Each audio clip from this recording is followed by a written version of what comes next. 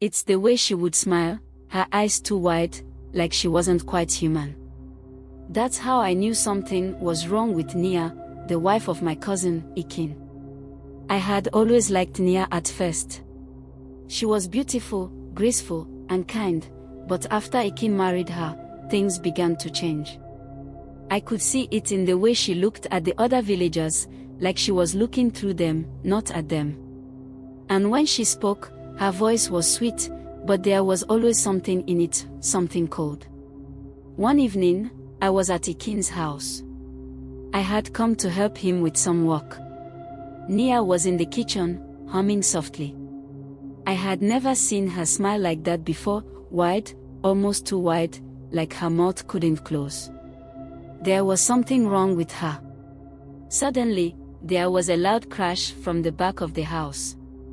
Ikin rushed out, and I followed him, thinking maybe it was a wild animal. When we got to the garden, we saw the chickens, dozens of them, laying in the dirt, their necks twisted, their bodies stiff. Nia stood there in the middle of it all, her hands covered in something black. The smell, it was thick, like burnt flesh. She turned to us, that same unsettling smile on her face. "They were just in my way," she said, as if she were talking about something as small as a broken cup. Ikin looked at her, his face pale. He said nothing, but I saw his hands shake.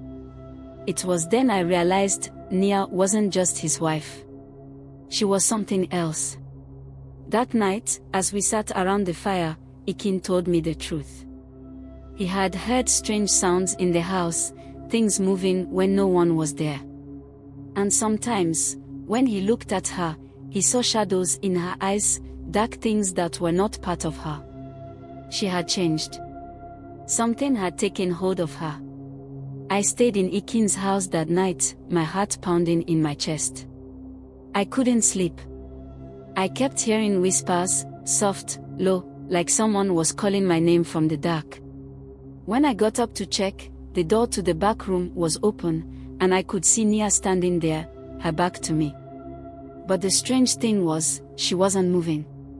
She was staring at the wall, her fingers twitching, like she was tracing something invisible. I didn't know how to explain it, but I knew then that I had to leave. I had to get away from her, away from whatever darkness she had brought with her. The next morning, Ikin was gone. I don't know where he went, but Nia was still there, sitting by the fire, staring into the flames. That smile, wide and too knowing, was still there. I left the village that day. I never saw Ikin again. But I heard stories. They said that Nia had gone into the forest, and that she had never come back, at least, not in the same way. Some say she still roams the woods, with that cold smile, looking for her next victim. But no one talks about her anymore. It's like she's become a shadow, a story parents tell to scare their children. But I know the truth. Nia wasn't just a wicked wife. She was something worse, something that would never leave. And I'll never forget the way she smiled at me that night, like she knew what I was thinking.